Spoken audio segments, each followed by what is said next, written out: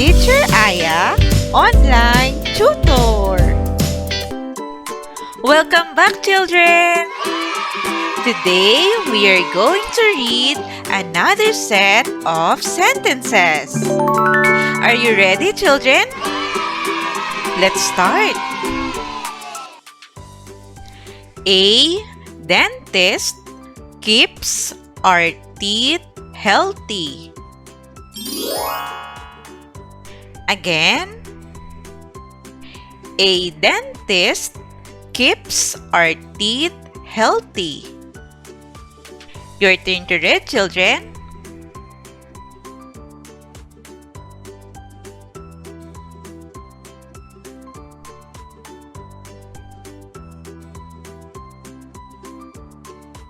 A police officer serves to maintain public safety. Again, a police officer serves to maintain public safety. Your turn to read, children.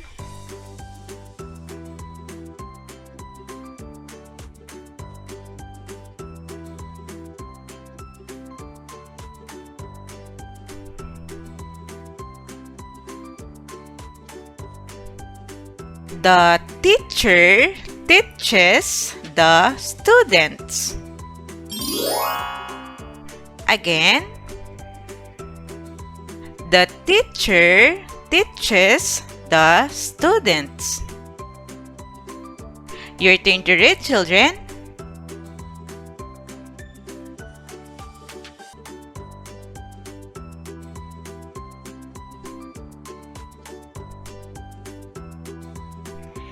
A farmer plants rice, fruits, and vegetables. Again, a farmer plants rice, fruits, and vegetables. Your turn to read, children.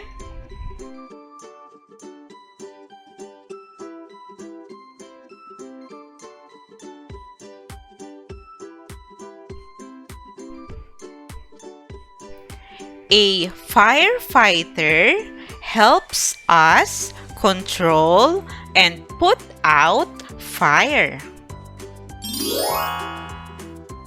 Again,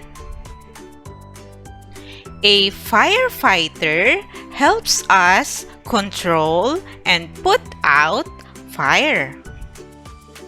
Your turn to read, children.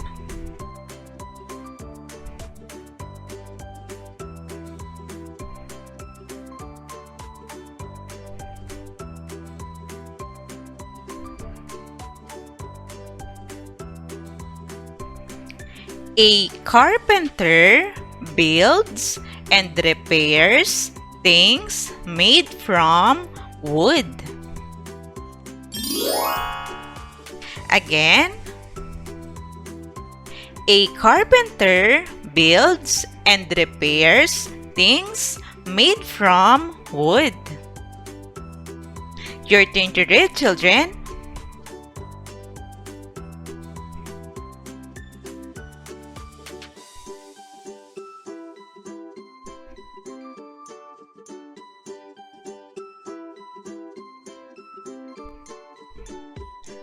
An architect designs buildings and houses.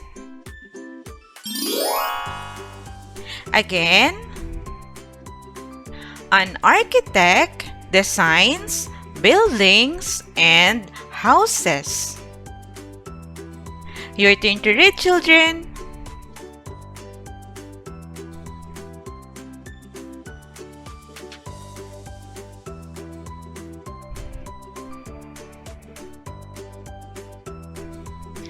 A nurse helps the doctor in treating patients.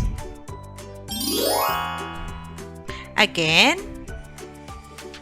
a nurse helps the doctor in treating patients. Your turn to read, children.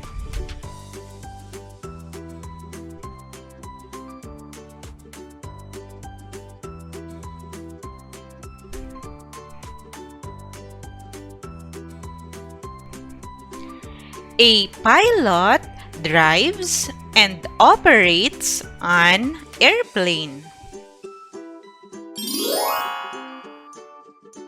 Again, a pilot drives and operates an airplane. Your turn to read, children.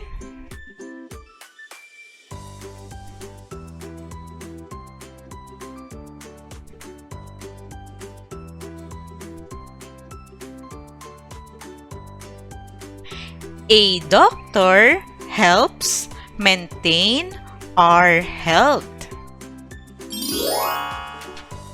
Again, a doctor helps maintain our health.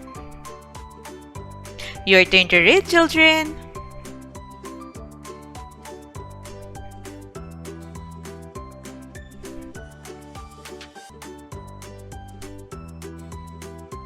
Great job, children! Now, let's try to read the sentences together. Are you ready? Let's start. A dentist keeps our teeth healthy.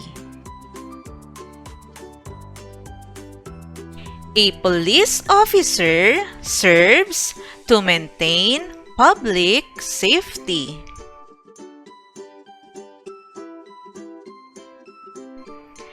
The teacher teaches the students.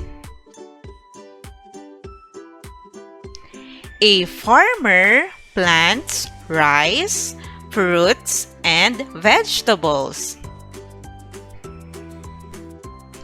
A firefighter helps us control and put out fire.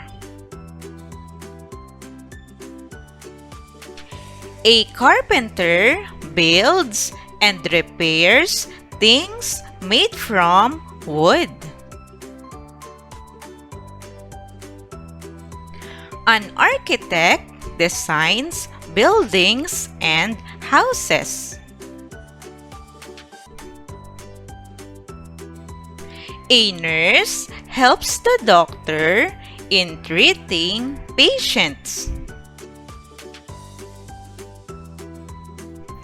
A pilot drives and operates an airplane.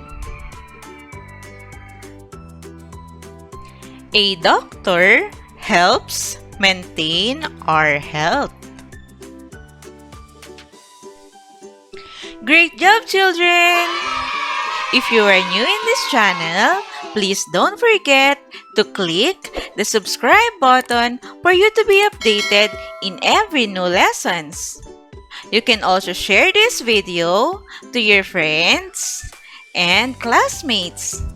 Thank you for listening, children. See you on our next lesson.